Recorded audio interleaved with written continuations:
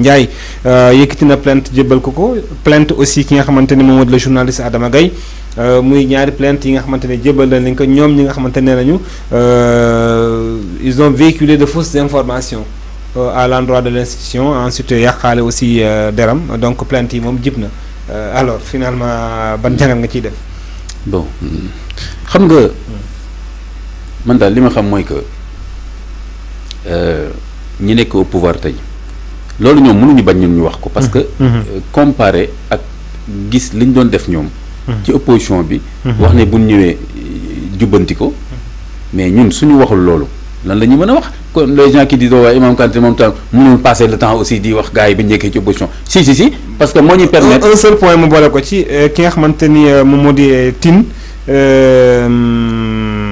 kii nu mu tuddati waay point bi rëcc na ma en tout cas dañu ko envoyé woon léegi mais souvent dinañ si ñëwaat parce que nee na il ne faut pas que l'on judiciarise les questions politiques ki nga xamante ne mooy Alioune Tine moom mooy artu président assemblée nationale bi El Malick. Il m'a marché sur la langue mais fela doon ñëw. Justement voilà il ne faudrait pas que l'on judiciarise les questions politiques. ñoom ñoo doon utiliser terme boobu sa sànq rek avant may ñëw maa ngi waxtaan ak un ami. il est en France mais dañuy échanger tout le temps. et ñuy wax ci lu mel ni. ma naan ko. mais écoute ñi nekk tey au pouvoir ñëpp waroon nañ di defaat ñoom lii ñuy def mais ñoom waruñ ko def parce que ñoom loolu machine judiciarisation boobu dal na seen ko bu baax a baax. bañ tuddee woon que judiciarisation. ils ont été persécutés quand même dans ce sens. waaw persécutés. bon waaw mais je te laisse ton. peut-être plus ou moins waaw mais d'accord. waaw mais en fait li safoon na ci ñoom sàpp. ok voilà je préfère ça. voilà waaw parce que xam nga terme persécuté c'est un terme juridique. keroog terewoon nga ma yenn termes yi. dama la koy tere ba tey. terme juridique la. parce que ku ñu persécuté war nga mën a dem ci yoon ñu fay la sa persécution. mais en tout cas indemniser la kii la am na ñu ndàmp de. waaw. damp sans procédure judiciaire. ñi nekk au pouvoir ñoom ñoo ne kii lañ ko persécuté. 5 milliards yi damp lañ ko ñenn ñi de tabaski bi am na ñu laal ay 500000. bon yooyu yëpp quelle est la transparence dans tout ça et la légalité de tout ça mais yooyu yëpp ça va les rattraper c'est-à-dire que yooyu yëpp dina am un moment donné boo xam danañ ko teg sur la table laaj leen nu mu demee parce que indemnisation yooyu yëpp dafa am procédure légale yu mu war a jaar par exemple pour wax ne kii nu mu tuddee dañ ko war a indemniser mais dafa am procédure bu muy jaar judiciaire bu dul loolu ku nekk def lu neex faxasalu ci mbedd mi fii sax nga dem benn policier ma wéq sànq nañ ma indemniser ban dëkk mooy doxee noonu donc on n'a pas dit mais indemnisation mais c'est dans nos lois. tu crois que waa Pastef ñoo fi créé indemnisation. ñoom koy ñëw bëggoon indi affaire amnistie na Cour suprême ne leen attention donc affaire indemnisation mais c'est dans nos lois depuis des années. waaw c'est encadré. léegi kon cas bu nekk mën nañu ko dugal fenn. ci affaire boobu. par contre ñoom li ñu defoon jël ay millions ni nii voté benn 5 milliards naan dañ koy indemniser ñi ñu faat naan et cetera jëlaat xaw ma ñaata millions di indemniser ay yoo xam ni créé nañ benn comité xaw ma lan ministère de la famille ñooñu nag bon argent public boobu yëpp dana am ay traces danañ ko auditer danañ laaj nu mu demee ça jarul kii donc maintenant. jarul yàkkamti. ok. Revenons sur la question politique, la judiciarisation des dossiers. waaw ñoom nañ ko teg ci Ndiaye. nañ ko teg ci lu jub moo gën parce que tôt ou tard ça va les rattraper. waaw li may wax nag nii. mën na leen bañ a neex fi mu toll nii bis dana ñëw ñu xam ne ndeket lu mel ni lañ leen doon bañal. maintenant. El Malick Ndiaye ak plainte. judiciarisation bi la mooy que am na yoo xam ni est-ce que jar na porter plainte pour man regarde le président de l'Assemblée nationale. c'est le deuxième homme de la République moom mën na nekk tey président donc est-ce que war nga tollale sa bopp ak di porter plainte chroniqueurs yi ak journalistes yi. mais quand même imam les propos sont gravissimes quand même bu fekkente ni jàpp na ni parce que nee na marché public la junj marché 165 voitures nga ni ko dañ kaa jox koo xamante ni il a des problèmes des problèmes avec la justice muy liberté provisoire. nga ni aussi que ni oto yi nga wax presque prix yi ñaata la wax daal yu bëri ci ndëngte fi nga xamante ne am na ci passation de marché boobu noonu je pense que ça quand même ça mérite d'être éclairci par la justice voilà. pas forcément ci façon bi mais est-ce que son bureau de communication génne benn communiqué. wax ni que c'est conforme procédure yi parce que affaire marché yooyu mel noonu Guy Sagna tam taxaw na fii wax ne waxtaanee wuñ ko. Guy Sagna député la.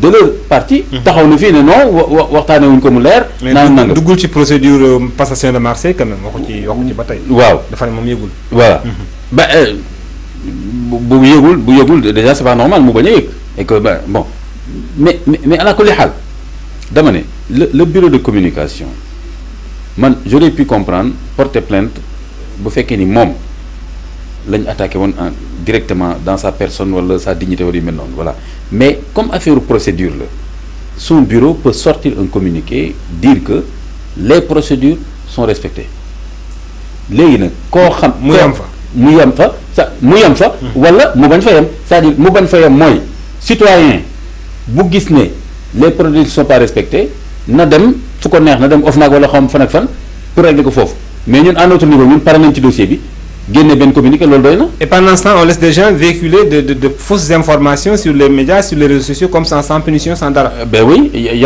a aucun problème dès l'instant que génne nga communiqué wax ne demeewul noonu xoolal tu ne peux pas passer le temps à dire je n'ai pas fait ça xam nga li ma bëgg a wax kon doo liggéey dara parce que mënoo tere nit ñi def seen benn TikTok def benn Facebook ci àdduna bi Sénégal ak bitim réew même quelqu'un là-bas en Danemark su ko neexee mu ne oto yi jaarul yoon porter ko plainte alors fayal sa bureau de communication pour qu'il passe le temps à porter plainte donc dama ne la meilleure défense mooy la transparence et la communication mooy que bureau assemblée nationale nañu def communiqué daal ne on entend dire xaw ma lan nangam mais les procédures ont été respectées joxe preuve yi de façon succincte et claire maintenant je crois que jarul def plus que ça mais terewuma leen ñu porter plainte mais dama bëgg a wax ni yaakaar naa li gën a woyof mooy loolu maintenant bu fekkee ne nag ñoom Bassirou Fofana wala Adama Gaye dañu dugg nag ci ay détails